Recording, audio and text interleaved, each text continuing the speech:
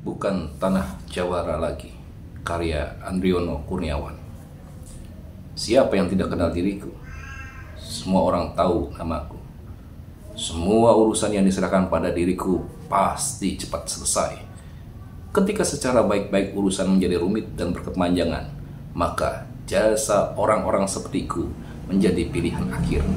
Para pejabat daerah kenal baik denganku, apalagi kaum pengusaha. Para pejabat daerah kenal baik denganku, apalagi kaum pengusaha. Musuh-musuh politik, saingan bisnis, wartawan yang sok idealis adalah sasaran yang diberikan padaku. Masih hangat dalam benakku 2 minggu yang lalu saat sang pejabat menugaskanku dengan memuluskan pembebasan tanah. Beberapa dari warga bersitegang dengan orang suruhan sang pejabat. Yang datang sebelum diriku, bahkan warga tersebut melawan centeng-centeng dengan hebatnya. Katanya ada satu warga yang maju ke depan mewakili warga yang menolak tanahnya dibeli murah. Warga memanggilnya Karim. Dengan tangan kosong, anak muda ini menjungkalkan 4 centeng suruhan sang pejabat. Sedikit pun tidak ada luka pada si Karim ini. Dari cerita yang aku dengar, si Karim ini adalah lulusan pesantren. Ayahnya adalah Haji Somad yang sering memimpin pengajian di Masjid Agung. Karim adalah tunggal yang kadang mengajar ngaji, menggantikan ayahnya. Orang menyebutku sebagai seorang jawara dikarenakan aku adalah orang yang ditakuti. Aku memang memelihara pewok di wajahku, lauka sayat kolok di pipi sebelah kanan menambah aura ngeri untuk siapapun yang memandangku. Saat duel 1 lawan 1 dengan siapapun, aku selalu mengalahkan lawanku. Sang pejabat yang kaya raya memintaku membereskan urusan pembebasan tanah yang sudah berlarut-larut. Hanya warga desa ini yang berani menolak tawaran sang pejabat. Dilihat dari tawaran harga untuk tanah warga, memang sangat keterlaluan ulah si pejabat ini. Seandainya aku pemilik tanah, tak sudi pula diri ini menjualnya. Harga yang diberikan sang pejabat jauh di bawah harga pasar. Mau pergi kemana mereka setelah menjual tanah dengan harga semurah itu? Apakah yang terjadi bila itu menimpaku? Itu bukan urusanku. Yang penting aku melakukan apa yang disuruh, lalu dapat uang. Lalu bersenang-senang. Pernah terlintas dalam pikiranku untuk tidak mengerjakan pekerjaan ini karena rasa kasihanku pada sasaran. Lalu ketebis jauh-jauh niatan itu. Sang pejabat sangatlah baik padaku. Rumah dan perkarangan yang kumiliki adalah pemberiannya. Sebelum berkenalan dengan sang pejabat, aku hanyalah seorang centeng pasar yang pekerjaannya menarik retribusi dan tinggal di kontrakan yang pengap dan gelap. Tak ingin aku kembali pada kehidupanku yang dulu. Keinginan untuk hidup enak dan nyaman adalah alasan mengapa aku melakukan pekerjaan ini. Hari ini kutetapkan sebagai hari di mana aku menemui warga desa dan Karim. Kukenakan baju dan celana hitam yang selalu aku pakai untuk terjun melaksanakan tugas. Sebilah golok buatan Ciomas ku selipkan di pinggang. Sebuah golok yang hebat ketika beradu dengan apapun. Golok ini tidak pernah rompal. Ada kekuatan gaib yang menguasai golok ini. Aku mengaguminya. Saat aku mengeluarkan benda ini, seraya tanah dan tubuh dialiri kekuatan aneh. Kekuatan yang membuat aku lebih berani mengeluarkan si tu bagus. Dari rangkanya mengandung arti bahwa saat itu ada darah yang tumpah. Pasti bukan darahku. Ku percepat langkahku melewati balai desa yang cukup terawat. Sebuah kentongan besar tergantung di depan halaman. Sebuah media untuk memberitahu ada kejadian khusus saat dipukul berkali-kali. 100 meter kemudian sampailah aku di depan rumah kepala desa yang saat itu kebetulan sedang ada kumpul-kumpul warga. "Bapak cari siapa?" tanya seorang warga padaku. Si penanya adalah anak muda yang berusia 20 tahunan. "Saya mau bertemu dengan kepala desa," kataku dengan lantang. Kerasnya ujaran diriku terdengar oleh orang-orang yang ada di situ. Mereka semua memandang ke arahku, semua hening. Tatapan mereka adalah bahasa yang mengatakan bahwa mereka tidak takut. Satu orang menggeruk dari kumpulan warga, mengenakan peci dan berperawakan sedang dengan kacamata mencoba tersenyum padaku. "Bapak utusan orang yang mau membeli tanah kami?" tanyanya. "Betul. Apakah Bapak kepala desa?" tanyaku. "Iya, saya kepala desa ini. Mari silakan masuk," ajak seorang kepala desa. Aku melangkah mengikuti ajakan sang kepala desa. Tatapan matanya mereka sungguh tidak ramah, seolah-olah mereka ingin mengeroyokku ramai-ramai. "Coba saja," kataku dalam hati. "Tidak ada perselisihan, masalah kita sudah selesai," kata kepala desa pada diriku. Aku bertanya-tanya dalam diri, apakah ini artinya semua warga setuju dengan tawaran sang pejabat? Secepat itukah mereka merubah keputusannya? Atau adakah utusan yang terlebih dahulu datang sebelum aku dan berhasil membuat mereka bertekuk lutut?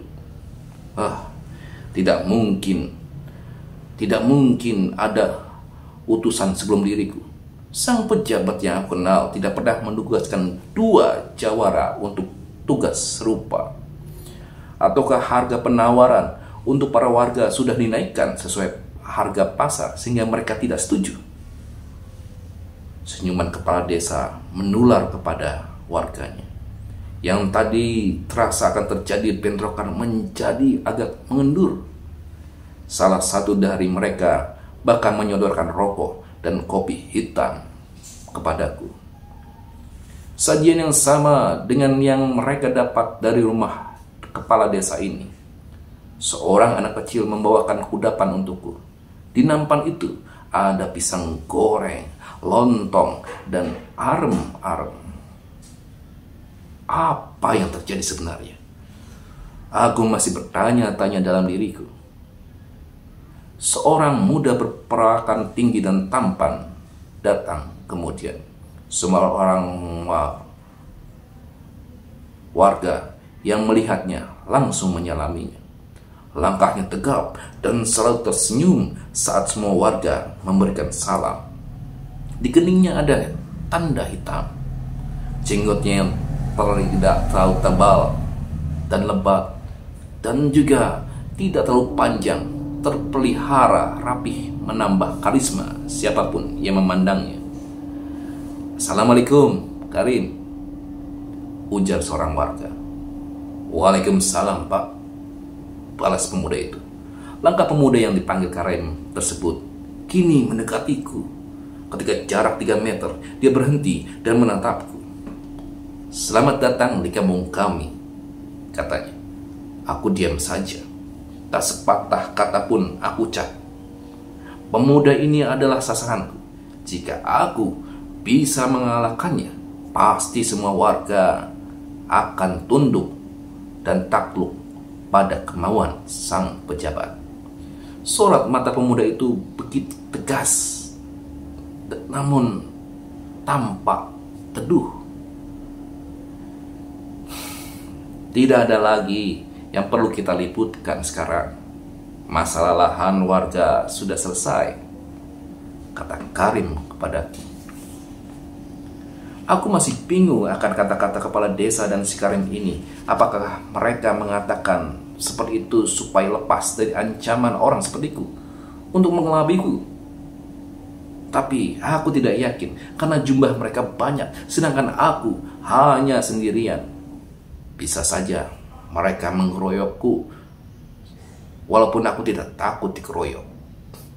Aku butuh jawaban. Kenapa mereka mengatakan bahwa masalah lahan sudah selesai? Dalam kebingungan yang melanda diriku, seorang warga menyodorkan sebuah surat kabar lokal. Aku terheran-heran. Kenapa dia memberikan aku surat kabar? Warga itu memberi sinyal agar aku membukakannya. Ketika aku membukakannya, di situ terserap. Akan dibangun pesantren seluas 100 hektar. Ketika aku membacanya lebih lanjut, ternyata yang menjadi lokasi adalah lahan yang akan dibeli oleh sang pejabat. Peletakan batu pertama sudah dilakukan oleh seorang menteri. Donatur-donatur untuk pendirian pesantren datang dari para pengusaha muslim se-Indonesia. Lahan ini akan diwakafkan untuk membangun sebuah pesantren besar. Kami ikhlas mewakafannya. Kami ingin tanah Banten ini tidak dikenal sebagai tanah jawara, tapi kami ingin orang-orang dimanapun memandang Banten sebagai tanah santri. Apa bagusnya jika Banten dikenal dengan sebutan nama tanah jawara? Sudah tidak ada zamannya main otot.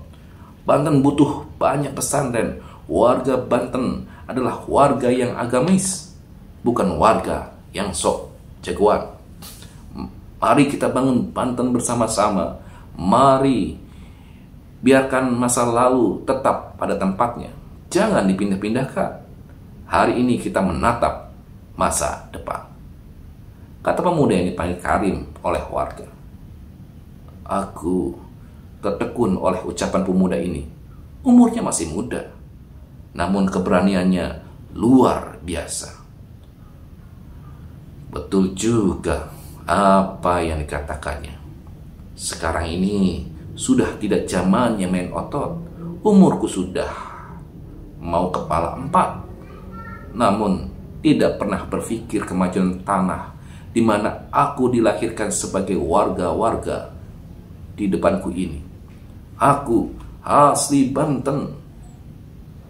Karim juga asli Banten, tetapi dia berpikiran memajukan Banten, sedangkan aku hanya cari peruntungan untuk diri sendiri saja. Aku memilih beranjak pergi dari rumah kepala desa. Malu rasanya. Aku berhadapan dengan orang-orang yang mulia di sana. Orang-orang yang sanggup mengorbankan harta demi kemajuan Banten. Apa yang mereka cari sungguh beda dengan sang pejabat yang menyuruhku. Rumah mewah di mana-mana, mobil berserakan di depan rumah, istri muda di sana sini. Mobil berserakan di depan rumah. Itulah gaya hidup orang yang menyuruhku. Mendadak HP di saku celanaku berdering. Dari layar tampaklah seorang yang menelpon. Bagaimana Ki? Apakah urusannya sudah beres? Tanya si penelpon. Prak! Sekali pukul, hancurlah HP berwarna hitam pemberian sang pejabat. Gerimis menemaniku keluar dari kampung pemberani ini. Matahari tak tampak karena tertutup awan. Mensucikan diri dari kesalahan masa lalu adalah tekadku. Sungguh bodoh diriku ini, mau saja diperat orang-orang yang bakil dan korup.